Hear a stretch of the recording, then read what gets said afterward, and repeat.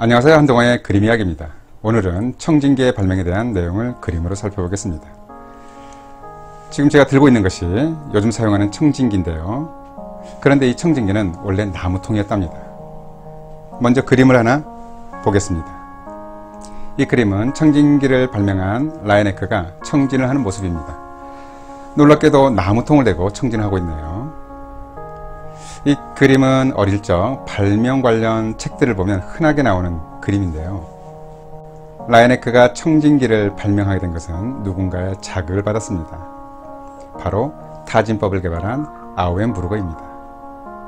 여러분들은 병원에서 의사가 환자의 배나 등을 톡톡톡하고 두들겨 본 것을 기억하실 겁니다. 의사였던 아우엔부르거는 자신의 아버지가 포도주가 담긴 오크통을 두들겨 보면서 포도주가 얼마나 남았는지를 확인하는 것을 보고 타진법을 개발했다고 합니다. 아우엔부르거는 라이네크의 멘토 중에 한 사람이었는데 아마도 라이네크는 이러한 자극으로 청진기를 발명하게 된 건지도 모르겠습니다. 히포크라테스 당시에는 청진기가 없었죠. 그래서 그는 환자의 폐음과 심장음을 듣기 위해서 귀를 직접 등이나 가슴에 대고 들으라고 기록을 했습니다. 사실 이러한 기록은 한의학에서도 마찬가지입니다. 전통 한의학에서는 사진이라고 해서 망진, 들을 문자 문진, 물을 문자 문진, 그리고 절진을 통해서 진찰을 했습니다. 그 중에 두 번째 들을 문자로 쓰여진 문진은 환자의 목소리나 기침 소리, 가래 소리를 들어보고 또 몸에서 나는 냄새까지도 확인하는 진찰법입니다. 이 들을 문자에는 듣는다는 의미와 함께 냄새를 맡는다는 의미가 모두 포함되어 있습니다. 청진은 문진의 일종인 셈입니다. 다음 그림들은 폐음을 듣기 위해서 등에 귀를 대고 있는 모습입니다. 거리를 두고 떨어져서 듣는 것보다 귀를 등에 바짝 대면 더 확실하게 들을 수 있었을 것 같습니다. 이 그림은 청진기를 사용하고 있었는지 잘 보이지 않지만 언뜻 보기에 귀로만 듣고 있는 것 같습니다.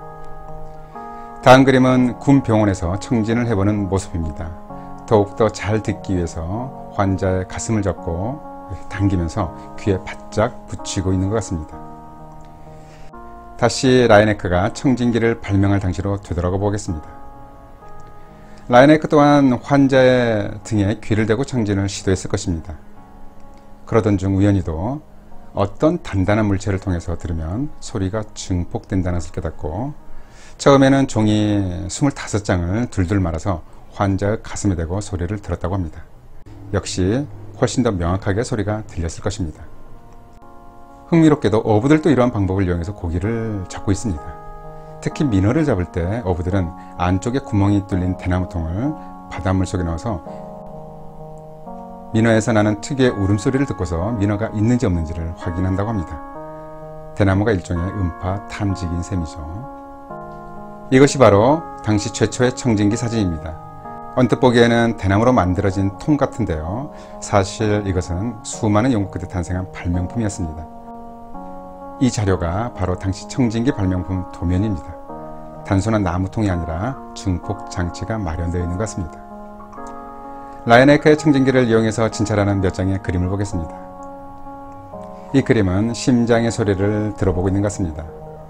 환자는 숙척해져 있고 유중해 보이며 얼굴색을 보니 청색증이 있는 것처럼 보입니다. 혈액순환에 심각한 문제가 있어 보이네요. 관의 끝부분은 우심실 정도의 부위에 놓여져 있네요. 다음 그림은 청진기를 왼손에 들고서 귀를 직접 등에 대고 소리를 들어보고 있습니다. 정말 어떻게든지 환자의 정보를 알아내야겠다는 역력한 의지가 엿보입니다. 환자는 아마도 만성 폐색성 폐질환 중 폐기종을 앓고 있는 것 같습니다. 폐기종 환자의 특징은 몸이 마르면서 홀쭉해집니다. 폐의 허파가리들이 모두 파괴되어 마치 풍선처럼 확장되기 때문에 극심한 호흡곤란을 호소합니다. 그래서 폐음이 잘 안 들리죠. 아마도 청진기로 해서 잘 안 들리기 때문에 귀로도 확인해 보는 모습 같습니다. 청진을 통해서 폐질환을 진찰하는 것은 매우 중요한 의미가 있습니다. 흔하게 걸리는 감기는 제 아무리 증상이 심해도 폐음은 정상입니다. 그럼 정상 폐음을 한번 들어보겠습니다.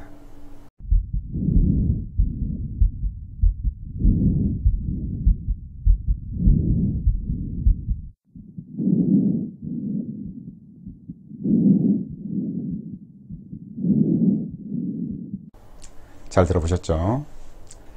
만약 청진을 했는데 가래소리가 들린다면 아마도 급성 기관지염이나 폐렴일 수 있습니다.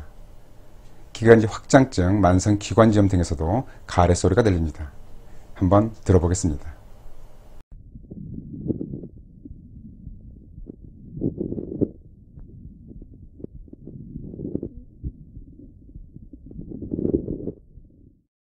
하나 더 들어볼까요?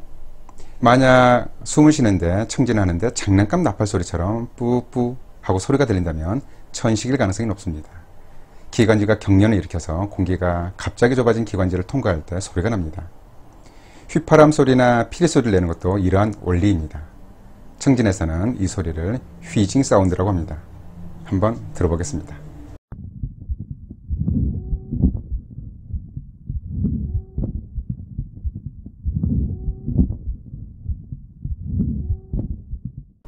들으셨나요?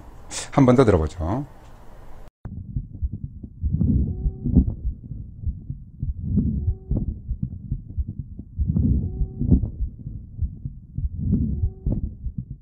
이제 들리시죠? 그럼 심한 천식 환자의 보다 확실한 휘징 사운드를 들어보겠습니다.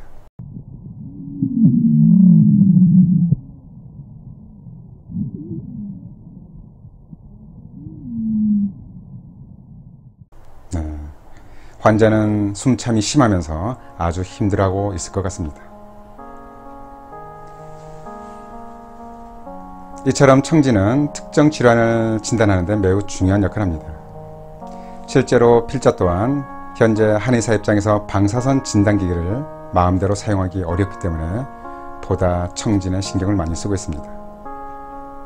청진기를 발명한 라이네크에게 고마움을 전하며 오늘의 한동안의 그림이약 마치도록 하겠습니다. 감사합니다.